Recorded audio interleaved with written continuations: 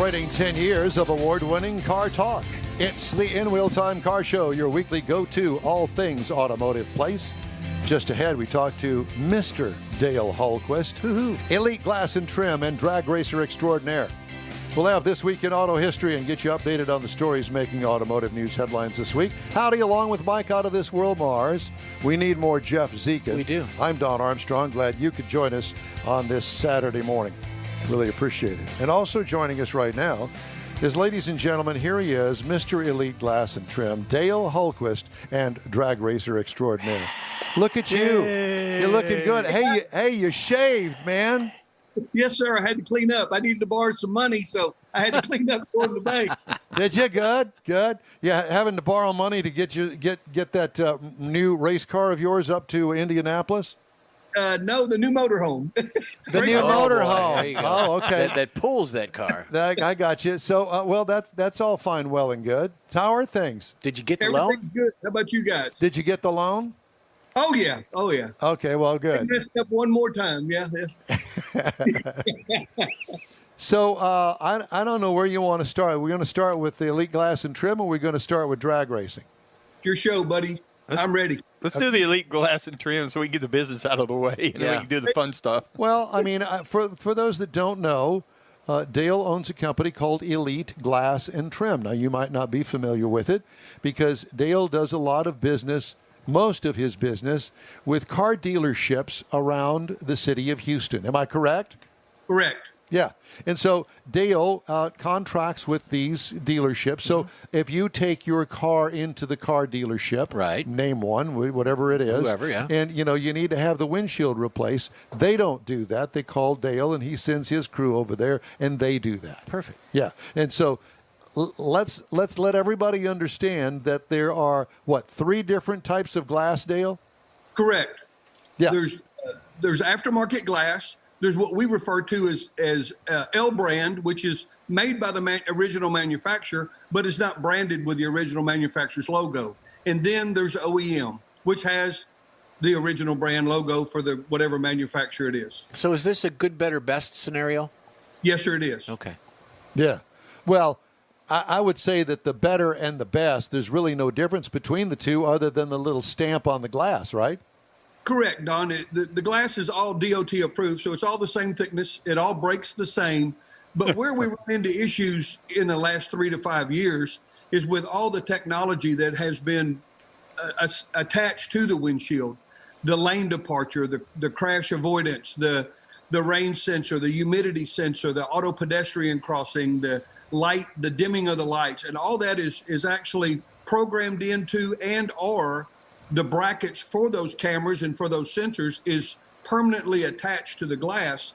And sometimes we've experienced with the aftermarket glass, it doesn't seem to read the information it receives from the ECM quite as well. So we always recommend the L brand and or the OEM when you have a car that has a lot of options.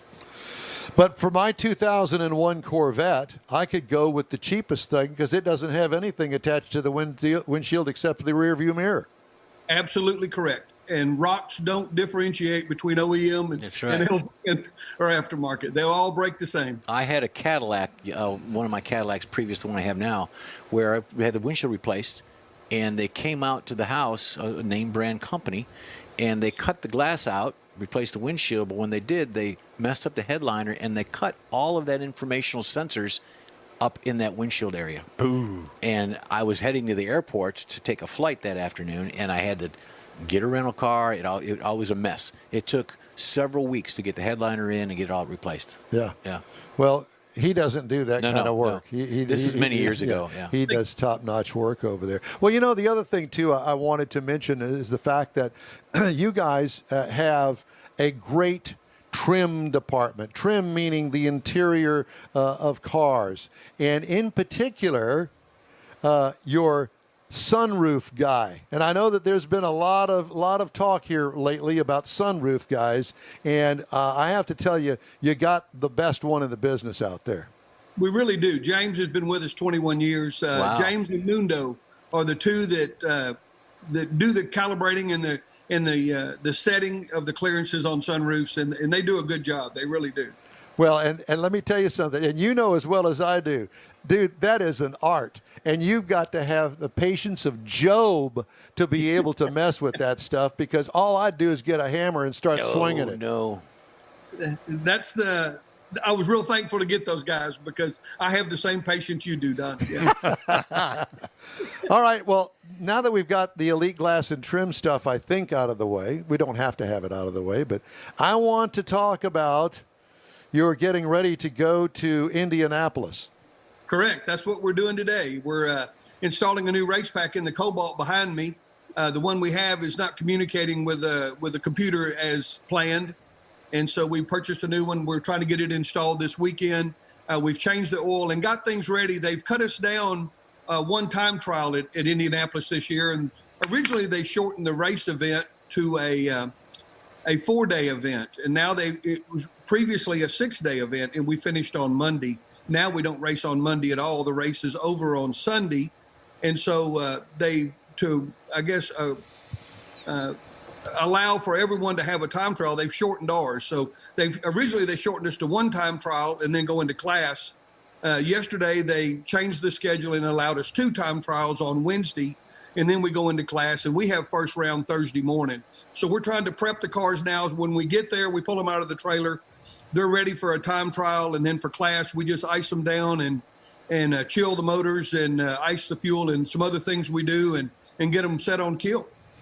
Yeah. So, in other words, when you pull out of the driveway, when are you leaving? Monday? No, we will leave actually Saturday morning. Chris and I will leave Saturday morning about 6 o'clock and try to arrive at Indy sometime after lunch on Sunday, because they're stacking us Sunday and parking us Monday. And then we unload and tack Tuesday. We start qualifying Wednesday and racing Thursday morning. Yeah, because, I mean, it is everybody and his mother wants to go to Indy. It's a science. And you can imagine trying to get all of these cars, all of the rigs in there on top of the pros. Right. And so it is truly a sight to behold. It's a card game like you've never seen before in your life. Sharp elbows. I don't know how they do it, but somehow they manage to do it. So let's talk about the new hauler. Oh yeah, we love it. We just got it about a month ago. What is it? It's an Allegro bus, and it pulls our little box down the road with the toys in it. And our first trip didn't go as planned. We headed to Tulsa and made it to Dallas and had some diesel DEF issues, and we had to turn around after spending many hours at a Cummins Freightliner place in I guess north of Dallas, somewhere between there and Fort Worth. We came back and it spent about a week in the shop here, but now it's ready to go. We took a little short trip to Austin 2 weeks ago, and trouble-free, code-free, and we believe we're ready to go. What was wrong with it? Actually, the DEF sensor in the tank and the sending unit was giving incorrect readings, saying that it didn't have any DEF fluid, when in fact it was full. Therefore, it wouldn't regenerate or recirculate or whatever they call that with diesels. It wouldn't do it. And it started throwing codes in Ennis. And by the time we got north of Dallas, it had reduced the power to 50%. Wow. And our next step was reducing it by 80%, and it wouldn't have pulled the trailer then. So yeah, they're trying to protect itself. They called to Tiffin, and they told us where to go, and we did, and they checked it out and said, yeah, they discovered the problem, but they didn't have the part, and they couldn't get it for a week. And I told them that I needed to be in Tulsa the next day or be back in Houston. And so we turned around and limped back and made a long trip. I bet. You've had a lot of people tell you where to go, haven't you? Many times. You talking about relationships? Both. Just in general. All of those things. You have to understand that, I have been prepped to this conversation, but last weekend when I was talking to Gary Emmons. So, we've gotten all set up for you, sir. And I know that you're ready for this. Those are some fine folks. They're in Topeka right now. I talked to them several times yesterday. They got a little cold front in the night before, and the cars were fast yesterday, and I believe they're all having a good time today. Okay, so let's continue the drag racing thing and tell everybody about the Cobalt. Now, this is a relatively new car for you, isn't it? It is. The car was built by East Texas Race Cars, I believe, in 2012, somewhere in there. It was built by a gentleman, or built for a gentleman named Ken Howell out of Baytown, Texas. A longtime drag racer, always been a stick guy. When I bought the car, it was set up for a standard transmission. I didn't buy the trans or the motor that he had. He ran a different combination. I had a Grand Am that ran pretty well.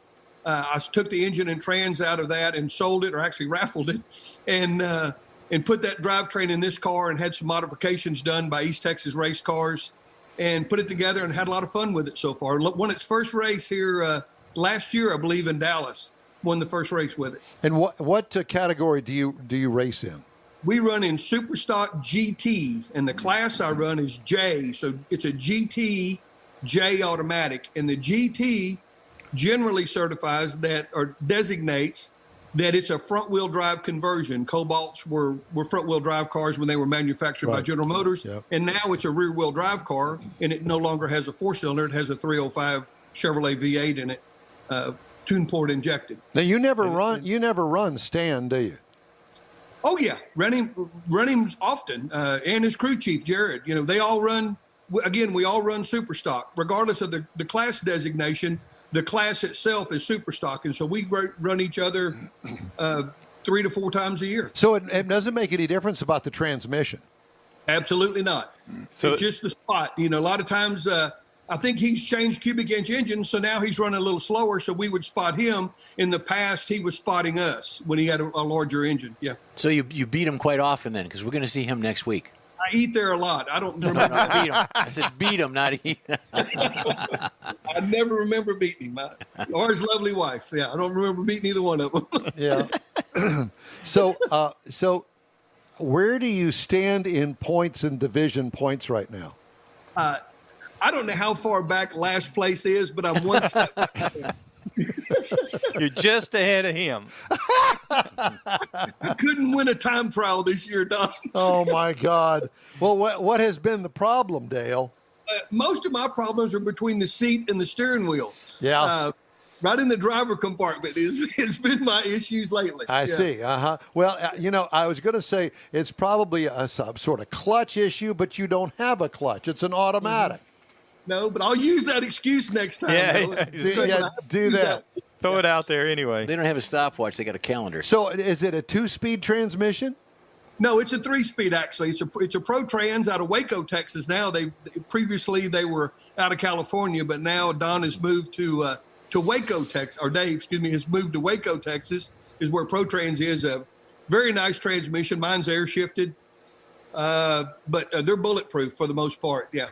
Good piece. So you don't have to really mess with that once you got it hooked up to the motor.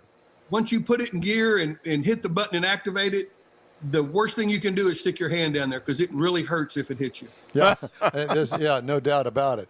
Well, so tell me a little bit about the motor in this thing now. It's a 305. It was built by Stephen Bellinger Racing Engines out of Indiana, Elizabethtown, Indiana. He builds a lot of record-setting engines, and Steven's he's got a really good combination for the 305 cubic inch package that his son runs it. Several people run it that have set records up that way. Not that my car will set a record, but it runs a lot better than we show. I just don't prefer to run it out all the time. And when I need to go fast, I'll take the weight out and ice it down. And we run a restrictor plate most of the time to slow them down. Because if we run too fast during a normal race or a qualifying attempt, we get hit with what we call horsepower, which is the equivalent of us having to add weight and slow the car down permanently. And so we try to refrain from getting it hit if we don't have to. Now, does it have a 4-bolt main in it? It does. It's a 4-bolt main motor, fuel injected. This one is pretty high tech. It's got Honda rods. They turn the crankshaft down, the journals down to 2-inch pins. They put Honda rods and spacers in them. A large camshaft, 50-something millimeter camshaft. It's an odd fire camshaft. So a lot of times back in the past, they would just swap 4 and 7. Well, on this motor, they swap 4 cylinders. And so it really creates a different tone. And they've determined that actually the exhaust signal going out the header draws on the different cylinders that were weak and improves the air fuel mixture going into them because it's drawing a vacuum on it when the valve opens. So is it kind of like a flat plane crank? I don't know what that is, Don. Okay, well, never mind then. The firing order is very different in it, and it sounds different. It is very different, and they run good. And most of the RPM range on this car, once it leaves the starting line, it pretty much stays above 8,000. So that's where they're trying to make it run good from 8 to 10. They really don't care what happens below that because mechanical gear ratios help us get off the line and help us get to that point. Yeah, the power curve starts. So at 8. what you do is you adjust the RPM and how you want to leave the line at what RPM, correct? I leave, yes, sir. I leave it at 8,600. Yes, where I leave. It makes the first shift around 88, and makes the second one about 89, and crosses somewhere around 10,000. Wow, and all of that happens automatically, and you program that into your computer. Yes, sir. Yeah, the air shifter has MSD chips. You just pull one out and put another one in where you want it to shift, and that's where it'll send a signal from the air box to the transmission controller, and it'll move the shifter very rapidly. And at that time, quicker than you could shift it if it were a manual car. Yes, sir. Yeah, and when it hits that next gear, I mean, is it hit it hard? It really does, especially the first one now, because usually you're either in the air or you're just coming down. If you time it just right, if it'll shift just when it's starting to land, it comes back up, and it's fun when it pulls the wheels in second gear. It's a lot of fun. But so what kind of rubber are you running on the back end of that thing? It's Hoosiers. They're 31.5, 13.5s. The Hoosiers all the way around. They're a great tire company. They give us a little help. But we've been running their tire for a long time. We run a radial tire all the time on this car and on the Camaro that I run in stock eliminator. We run the Hoosier radials. And what kind of air pressure do you normally run about when you leave the line? In the Super Stocker, what do we run, Chrissy, in the air? About 15 pounds in the rear. We always run 30 in the front for test runs, right, just to kind of see where our lights are. We adjust our reaction time with air pressure when we're close. But yeah, we run, again, 15 pounds in the back of the Cobalt and about 20 pounds in the back of the Camaro. Would you do me a favor? I know that Chris can hear me. So would you get her to stand behind you and put her head down there? We want to see this partner of yours in crime. The brains behind the operation. Yeah, absolutely, because you know what? She's a heck of a lot better to look at than you are. And I want to know what's in that red Solo Cup. I agree 100%. Y'all don't get dizzy and fall out of your chair. There she is right there. Good. Thank you so much for doing that, because I knew she was going to hide. I knew that. And now I need a dinner date, Don, so it's up to me and you. You and me, baby. Yeah, exactly. What is in that red Solo Cup you keep drinking there? Iced tea, I swear to God. Iced tea is in there. Yeah. He's still working on the car, so it's still iced tea. That's it. A little bit of VP for the car and a little bit of VP for me. There you go. Well, you know, it's always fun to talk to you guys, and thank you so much for joining us today. Give Chrissy my love, and y'all take care and have a great time up there in Indianapolis. And you know, one of these days you're going to need some track guy to sweep the pit for you, and I'll be there for you. Well, hey, I appreciate it. We're looking to redeem ourselves. We run it up at Indy a couple years ago, and we're looking to go back there and redeem ourselves and not go 3,000 red in the final. Oh, Lord. Well, best of luck to you, my friend. Good luck. It's great to talk to you. Be safe. Love you guys, and we'll talk to you soon. Hope you holler. All right. Dale Hulquest, Elite Glass and Trim and drag racer extraordinaire. How fun. He's always fun to talk to. He is. He's one of the gang, as it were. Gang. I like that. Yeah. Okay, let's do This Week in Auto History, shall we? Okay. Because I know that Conrad has prepared for you. Well, for us. Conrad has prepared for us. Well, us, but you mainly because you're going to deliver this. If I'm not you're representing Conrad. I'm representing? You're representing. Okay, here we go. I'm going to give this back to you, Mike. Yeah, give it to him and watch it quit working. Oh, please don't say that. Okay. So what is This Week in Auto History? Well, we're going to cover some various things. We've got 6 things to cover. Are you ready? Push that K over there. Oh, push the K. Thank you. Oh, okay. There it is. So in 1907, Paris newspaper Le Martin. La Martine. Okay, very good. Escargot. Issued a challenge. What needs to be proved today is that as long as a man has a car, he can do anything and go anywhere. Absolutely. Is there anyone who will undertake to travel this summer from Peking to Paris by automobile? The editors of the newspaper received an astonishing 40 entries. In an Italia, driven by Prince, I'm just going to say the Prince because it's I don't know how to pronounce it. No. The Prince, they had completed. You have to say it right. It's the Prince. Okay, yeah, and not the singer. Had completed nearly 10,000-mile journey in 2 months and collected the prize of a bottle of bubbly. There you go. Oh, God. And then in 1908, the first Model T is assembled. 15 million were built through 1927. Henry Ford once said, "It will be so low in price that no man making a good salary will be unable to own one and enjoy with his family the blessing of hours of pleasure in God's great open spaces." Blah, blah, blah. I brought a tear to my eye. 1937, good year. Auburn Automobile Company closes. Auburn, Cord, Duesenberg had joined together in 1929. And the last vehicle they built was a Cord 812, left the factory, shutting the lights in Auburn Automobile Company. So there you go, in Auburn, 812, yep. 1938, which is just a year after, Ford Motor Company registered Mercury as a trademark. I always liked the Mercurys. Mercury aimed to bridge the gap between Ford's V8 cars and its luxury lineup from Lincoln. The first Mercurys were released in 1939. It was the year it was an instant hit back in 1939. That's a cool looking car. Get a little street ride out of that. 1965. The Ford Bronco intended to compete against the Jeep CJ5 and International Harvester Scout was introduced on this day, feeding the burgeoning four-wheel drive market. So there's a lot of them going on. The first Broncos were very simple without options such as power steering or automatic transmissions. That's the cool looking one. That's probably $1 million right now. 1966, the first... No, it's not. No? No. Okay.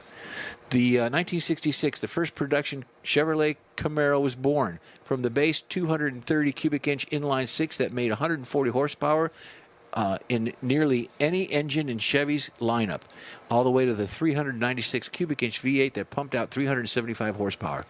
There were more than 80 factory options available on the coupes, the convertibles, and an additional 40 directly through dealerships, coming in at $2,446 for the 1967 base model. The car sold very well with 220,906 of them.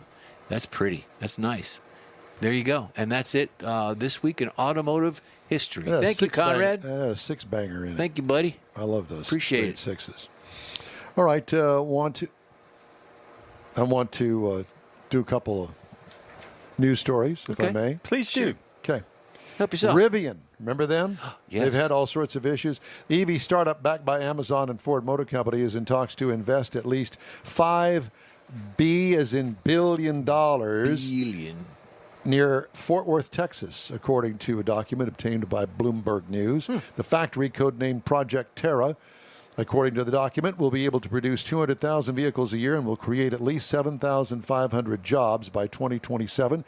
The $5 billion capital investment commitment from Rivian includes a minimum $2 billion in real property improvements and $1.6 billion in hard construction costs. That's a lot of do-re-mi. That's a lot of billions. While a number of states and cities are still under consideration, the Texas site has become the front runner for Rivian, according to people familiar with the matter.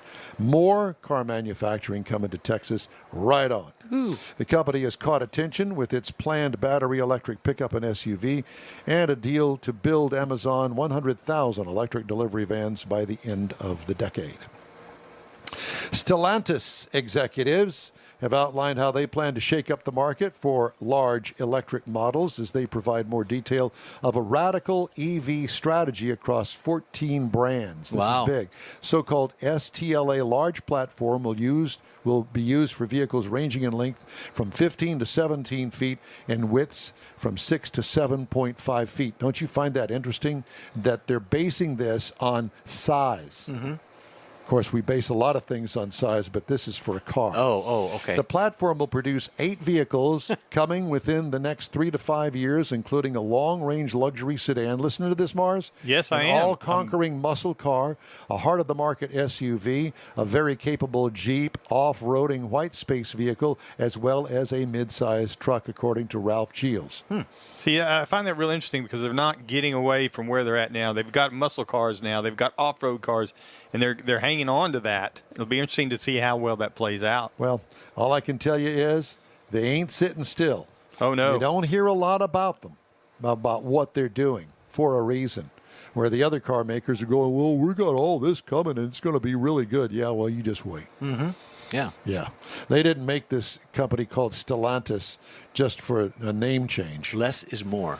Volkswagen has issued a stop sale on the all-wheel drive versions of its new Taos compact crossover, telling dealers this week to halt sales of the models because an issue may cause the vehicle to shut off while in use. That could be a problem. Yeah. VW launched the 2022 Taos in the second quarter and sold about 5,000 in the first months on the dealer lots. The Taos is one of 2 VW compact crossovers, along with the Tiguan brand's highest selling vehicle in the U.S., and starts at a lower price with less standard equipment. By the way, again, this week, I think every Mercedes-Benz known to man from the 2021 model year is under recall. Seatbelt locking retractor malfunction, fuel tank not welded properly, and the list goes on and on. You own a Mercedes-Benz, a late model, go to safercar.gov, type in your VIN number, and they will tell you what it's being recalled for this time. And BMW fans, you're not by yourselves over here on the Mercedes-Benz size. BMW 20 to 21 models, bunch of them, loss of brake assist. Well, there you go. You can plow right through the back of the garage with that. Well, the shop, pull through the drive. Yeah. So at any rate, we're going to take a quick break now. And then when we come back, we're going to close out today's show. And don't forget, next week, it's going to be Tailpipes and Tacos. Yep. We'll be there, and we hope that you will be too. Back after this quick break. When you're ready to shop Chevrolet, we know one that should be at the top of your list. Bayway. Locally owned by Houston-born and raised Daryl Wisniewski, Bayway brings a sense of family to your Chevrolet buying experience. When you're in the market for a new or used vehicle, you now have a place to go. General Manager Lincoln Stahl guarantees Bayway will beat any competitor's written price on the new vehicle you choose or pay you $1,000. Bayway Chevrolet is located only 8 minutes from the Beltway and Highway 288. Whether it's online or in person, you'll be welcome like one of the family. BaywayChevrolet.com. Tailpipes and Tacos, Houston's premier monthly car cruise-in, returns Saturday, August 21st at 2 Loopy Tortilla Mexican restaurants in Katy and inside the Loop on the Southwest Freeway near Kirby. Tailpipes and Tacos is free and everyone is invited. You'll see collector cars, hot rods, customs, magnificent originals, and resto mods at 2 locations. Cars from all over Southeast Texas cruise in and show off in a friends and family event at the Loopy Tortilla Mexican Restaurant on the Grand Parkway at Kingsland Boulevard, just south of I-10 in Katy, and inside the Loop on the Southwest Freeway near Kirby. Drag racer, car enthusiast, and Loopy founder Stan Holt brings you Houston's hottest cruise-in. Tailpipes and Tacos at Loopy's inside the Loop on the Southwest Freeway in Kirby, and in Katy on the Grand Parkway just south of I-10, where you'll see the In Real Time Car Show. Get your ride ready and we'll see you at the Tailpipes and Tacos Saturday morning cruise-in at Loopy's in Katy and Kirby, August 21st, 8 to 11 a.m., weather permitting. Gulf Coast Auto Shield has moved to a more convenient location. Now you can visit John Gray and his staff of dedicated professionals at their new shop on the South Sam Houston Parkway between Belford and Airport in Southwest Houston. Gulf Coast Auto Shield is the best at paint correction and ceramic coatings. Clear bras and custom wraps are specialties that only Gulf Coast Auto Shield installs with award-winning accuracy, and all their services come with a warranty. Lamborghini, Aston Martin, Porsche, and Ferrari owners depend on Gulf Coast Auto Shield for their specialty services, and you should too. The in-wheel time Corvette and Cutlass have both been massaged by Gulf Coast Auto Shield, so isn't it time your vehicle visit their new shop in Southwest Houston? Call John Gray today at 832-930-5655 or visit online at gcautoshield.com. That's gcautoshield.com. Paint, coatings, wraps, and more at gcautoshield.com. Well, guess what? What? That's a wrap for another episode of the In Wheel Time Car Show. I'm not leaving. Hey, when you're on Facebook, please give us a like, tell your friends about us, and share our junk. You'll get Conrad's unicorn hunting features along with all things automotive all week long. The In Wheel Time Car Show streams live on Facebook, YouTube, Twitch, and on InWheelTime.com every Saturday, 8 to 11 Central Time. Podcasts available from your favorite podcast outlets 7 days a week. Special thanks to all of our guests today. The In Wheel Time Chief Engineer is David Ainsley. Our Marketing Manager and Video Technical Director is We Need More Jeff We Zekin. need more, Jeff. For booking agent and podcast man Mike out of This World Mars. Great job. His royalty king Conrad DeLong. I'm Don Armstrong. If you missed any of our Saturday live broadcasts, catch the 30-minute podcast segments that are updated daily on your favorite podcast, audio, and video streaming platforms. Next Saturday, join us as we broadcast live from the Tailpipes and Tacos monthly cruise in at the Lupi Tortilla Tex-Mex restaurant in Katy on 99, the Grand Parkway in Kingsland Boulevard, just south of I-10 in Katy. Today's show was produced by The Hot Potato. Yeah. Have a great weekend. Stay safe and cool like you know you are.